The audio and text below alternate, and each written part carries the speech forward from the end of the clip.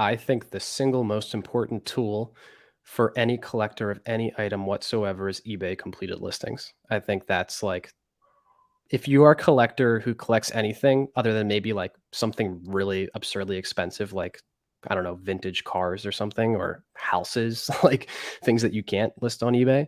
Um, if you collect anything besides those things, like eBay should be your single biggest tool for learning, and it should be your single biggest tool to figure out what the heck's going on. So, the couple things that I always tell people is like you want to really figure out how to use eBay completed and sold listings. You want to make sure you understand how to take things with a grain of salt and recognize that things might not always be exactly what they look like, but still be able to sort of parse through that data and figure out what makes sense. And I would tell people all the time too, like make saved searches and just before you even buy anything, figure out 100 things you're interested in, make safe searches for all of them and just watch them for 6 months and see how often things come up for sale and how often things get listed. Because for certain cards, this was like really true of vintage soccer 2 years ago before people were grading it.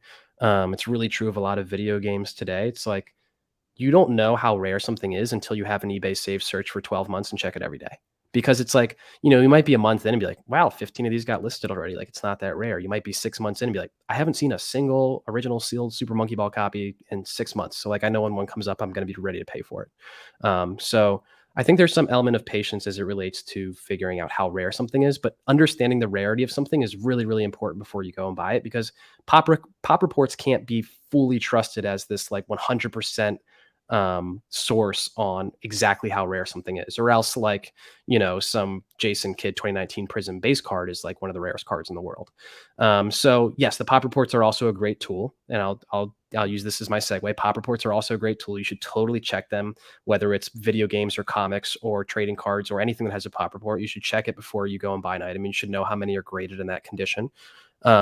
Other tools that I use CardLadder a lot. I think one of the things I love about CardLadder the most is that it shows you eBay sold data and all these other auction houses too, but it shows you sold data going back like 10, 15, 20 years, which is like incredible because that's sort of a shortcut to be like, well, geez, I don't know how many of these were listed in the last 3 months. We can just go and type it in on there and hit sold listings and date most recent and then just see like, okay, look, there was two of these in the last 5 years, right? So I think there's a little bit of a shortcut there. And I love just being able to go and type in like mantle, price highest first. Okay, here's like the fifth highest mantle. Like, hey, there's been like 32 mantle sales over like $750,000, right? So like for me in my content creation, card ladder is a really, really, really helpful tool.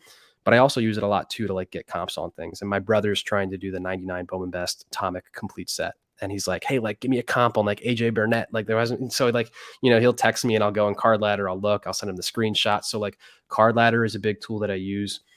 Another tool that I use a ton is TCDB. I think that is, I don't know who listens to this podcast, but if there is anyone at any serious like company with cash, whether it's like, collectors or alt or fanatics or panini, like someone needs to buy them and modernize that operation because what they have there is worth an insane amount of money.